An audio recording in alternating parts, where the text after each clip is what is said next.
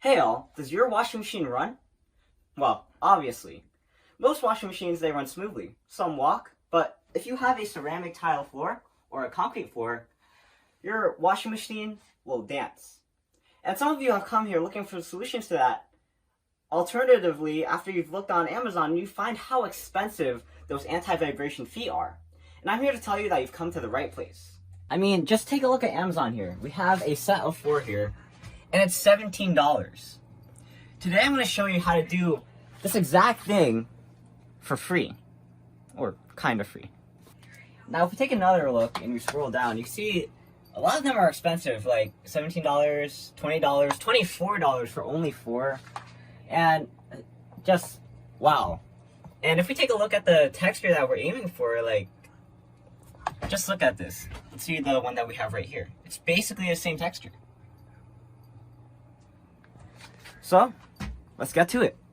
I'm EyeOnAiman, and welcome to one of my DIY videos, and today we're not going to be doing something like Bob Villa, but if you're looking for some Bob Villa, I have some videos right here that we're laying some tile in our basement right now, so go check them out if you want to. But for now, we're going to be doing some Martha Stewart type of DIY. Today we're going to be focusing on this thing right here. This is basically a free anti-vibration feet. And as you can see here, we definitely need it. We have ceramic tiles, which means that our machines are going to dance. And we actually have proof that they have danced, because when we put these without knowing that they vibrated so much, you can see that they start to scratch up against each other. In order to solve that, we made these. And if you take a look down here, you can see that we already have some set up right under the washer. Now, my dad only decided to make these after he went on Amazon, and like we were looking earlier, we saw that the set of 4 was like $17. And my dad was like, wait, I can make it myself. So he ended up, trying it, and it works. We actually have a video of the washing machine on spin cycle, and I guess we're going to show that right now.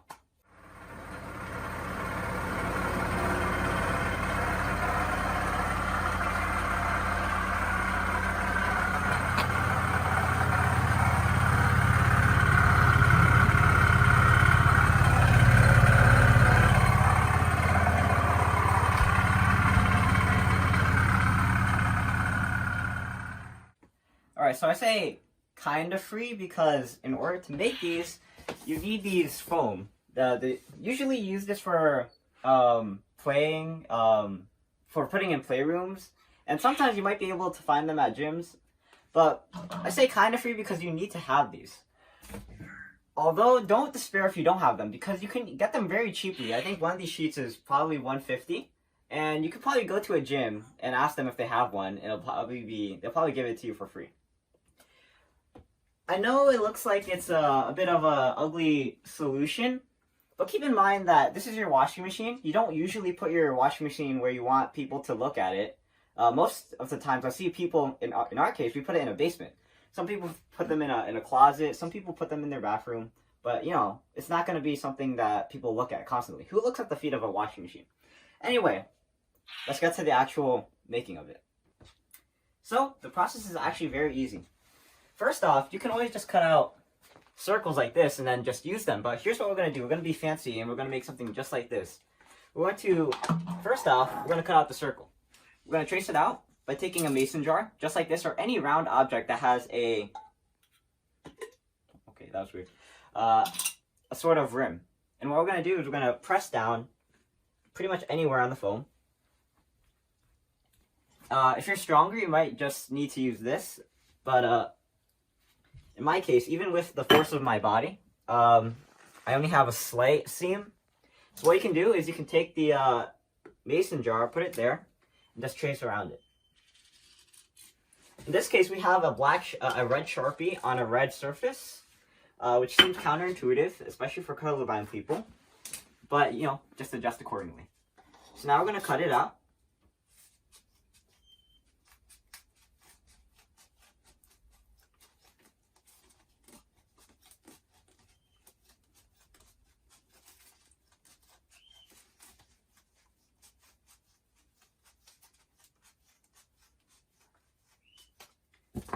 And there we go. I should also mention, you can get these foam in pretty much any thickness. Right now, I think we have a 1/2 inch, but you can get it in 3/4 of an inch, especially if you're machine, especially like these LG and Samsung, they tend to vibrate more. So you might want to get thicker foam for machines that dance more. But now that we have the circle, what you can do is you can take a cap. For example, we have a bottle cap from a iced tea bottle, and then you can basically cut out the middle, or you can take something like a Lysol, not canister. I'm gonna say this is a Lysol can, even though that's not the right word. You can take out the cap after you're done using it, because these things dry out quickly. And basically, once you take out this top part, all you have to do is cut this out. And then you're able to just put the block of foam in there.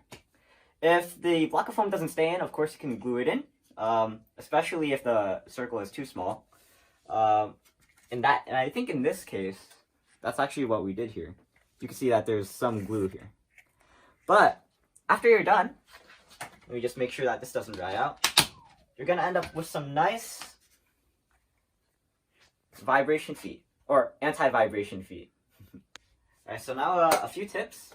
First off, when you're cutting it, always a good idea, instead of using the textured side for marking, you always want to use the flat side, especially because stuff shows up better on there. And also, if you're strong enough, maybe the seam might show up. In my case, I use my body weight for this, but it looks like the seam just barely shows, like I said before. Also use glue if it doesn't stick. And also, when you actually take a look at the bottom of the washing machine, you can see just how that is positioned. Now, when you're placing it under the machine, what you can do is, instead of lifting the entire machine up, what you can do is tilt it from one side and then just slide it under. And usually what you want to do with that is make sure that the cap isn't too high or too thick for the machine, because as you can see, this is probably going to end up damaging your machine because it's too thick and it actually doesn't even touch the foam. So you probably don't want this. You want something just like this, which is basically the perfect height. So just keep that in mind when you're trying to find the right cap for this vibration-proof feet. Alright, so I take that back. There's a bit of a nuance here, because on some machines, or I'd say most machines actually, the feet are actually adjustable. The reason that they have adjustable legs, basically you can increase or decrease the height of the legs, is because sometimes washing machines are on level surface. That's exactly what we're doing here. We're going to increase the height of these legs. That might actually allow us to put this cap with this foam in. So if you increase the height of these legs, then you might be able to use thicker caps. That's the end goal here. And in order to increase the height of them, you have to use this tool. I mean, at least for this machine. I'm not sure for your machines, but in general, this should be the tool you're using. Also, what was it? Oh, when you're done putting the foam, you always want to make sure that the machine is level. So just have a level in case, for making sure that the machine's level. One last thing I want to say is that you don't have to put a cap on your circle of foam. You can actually just leave it like this. And it's probably better this way. Then you can just reuse them or change them after a certain amount of uses, after they wear out. But when you put the cap on, it looks nice. Which I know earlier I was talking about it. It doesn't have to look nice, but you know. Anyway, comparing it to the retail, what's currently on the market here, you can just see. Take a look here. It completely resembles it. Okay. So we have the texture right here. That is basically the same thing. Just look at that. Basically the same thing. I'm telling you, instead of buying something expensive for $17, do yourself a favor and do this for basically free. Alright, sorry I lied. That's actually not the last thing I wanted to say. The other thing I wanted to say is that this goes without saying, but if you put the cap on, just make sure that the cap, you leave a little bit of space of the foam between the floor and the cap, because if you don't leave a space, the cap is going to touch the floor, and when it's vibrating, you're going to hear a ton of noise. Just a warning for anyone who tries to make it look nice, like we did. Like this amount might be good, but something like this might be better. But for now, I'm EyeOnAiman, and today I showed you how to DIY some vibration-proof feet for your washing machine, which are basically $17 cheaper than whatever is on the market. Or, in better words, they're basically free. I mean, you know, they call it anti-vibration washing machine foot pad. So for now, let's just say that's what we made. So, I'll just hold it.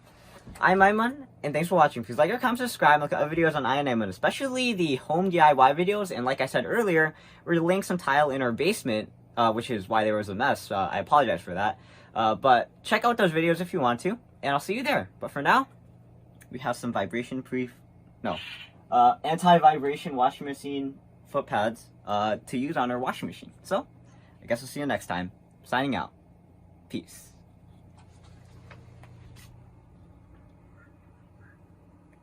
Actually...